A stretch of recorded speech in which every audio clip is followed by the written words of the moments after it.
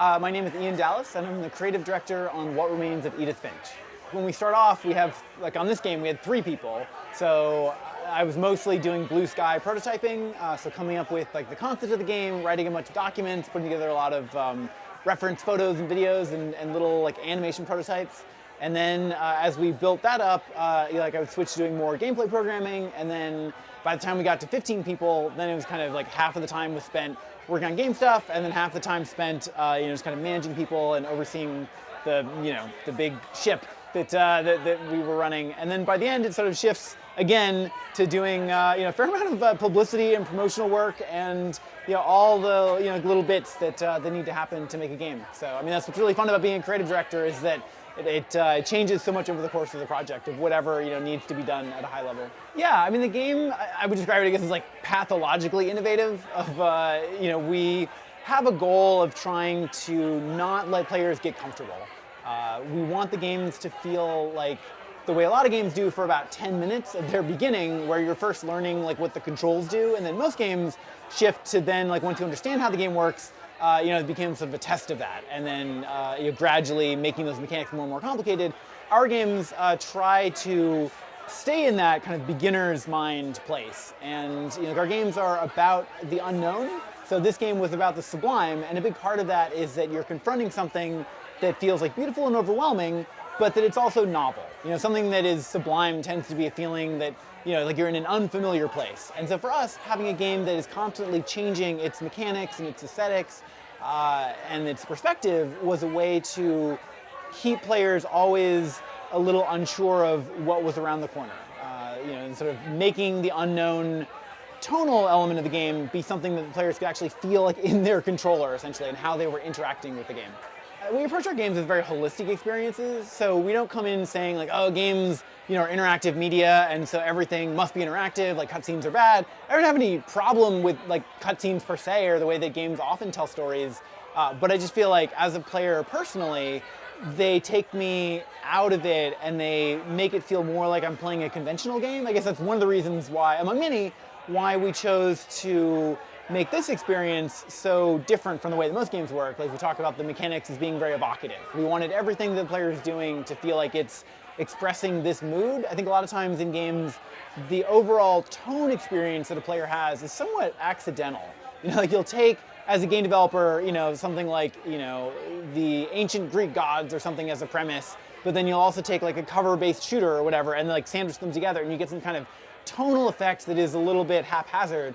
For us, we start with the tonal goal of like we want the player to feel this sense of the sublime in the case of What Remains of Edith Finch, and so everything kind of backs out from that. Like everything is an attempt to try to evoke these very delicate feelings, and conventional mechanics and challenge and things like that tend to kind of hijack what's going on in the player's head. So we limited our use of those kind of more conventional elements, and tried to stick with things that were a little bit simpler so that we could give players also a chance to breathe. I think a lot of the feelings that we were going for in this game are a little bit exhausting as well. Like the sense of the sublime is very powerful when it connects with people, but I think we also needed some downtime. So we tried to balance it out with these kind of crazy inventive moments with also, more familiar walking around the house, exploring sort of gameplay.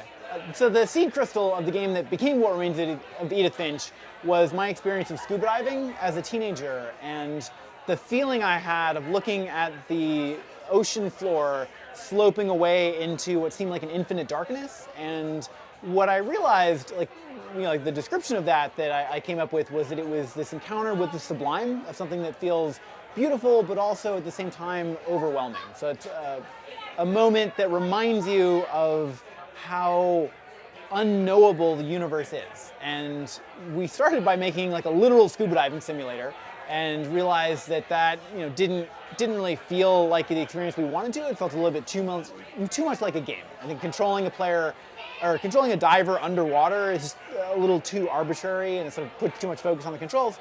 So we started looking at a lot of other references for types of art that evoke the sublime, and the clearest reference we found was this genre of literature called weird fiction, which is that includes people like Neil Gaiman and H.P. Lovecraft, and that kind of spun off into a bunch of short stories, and the game took off from there. Whenever we're casting people, I always try to cast non-actors or people that are really similar sounding to the characters that they portray. Because I feel like for us, what we're interested in terms of the performance is the sense of a human being. Like, we don't want to have a nuanced performance that makes players feel like, wow, that was a really difficult scene and that actor really rose to that challenge. In a way that would be a little too distracting, like fireworks. So we'd rather have something that feels like a handshake, like someone who, wow, like I feel like I met someone through their voice. And in listening to Valerie's performance, it felt like, wow, she's really got a similar perspective on life, whatever that is that comes through in the voice, even just in her natural speaking voice. And she seemed like a good fit for Edith, where we didn't have to ask her, hopefully, to jump through too many emotional hoops, and she could just kind of quietly open up, especially important with a character like Edith, who isn't very demonstrative. So you're really getting, in some ways, like a monotone performance, and the subtleties of that, I think, come through best when you have an actor who's already kind of working with the grain and going with their natural character. I think the biggest challenge we had, which was a challenge partly because it was so surprising to us, was the difficulty of connecting the stories together. Early on, we focused really exclusively on each individual story, because making even one of these stories was a challenge of coming up with an interesting beginning, middle, and end for the story, and a mechanic that felt evocative and interesting, and that evoked the sublime. And once we had a couple of these together, and we had a sense of like how each of these stories might work, we realized that when players, were playing them in sequence, there was this kind of emergent problem of, oh, it feels like there should be some kind of thread that connects all of these things together. And if you look at like the horror genre, there are a lot of anthologies out there of movies or books, these collections of stories, and almost none of them have satisfying threads. And I think it's something that you can get away with in a short story format. For whatever reason, it's very easy to just like completely change, when you turn the page. But in a game, partly because games don't usually do that, where there's like a convention of short story collections, there's no convention of game short stories.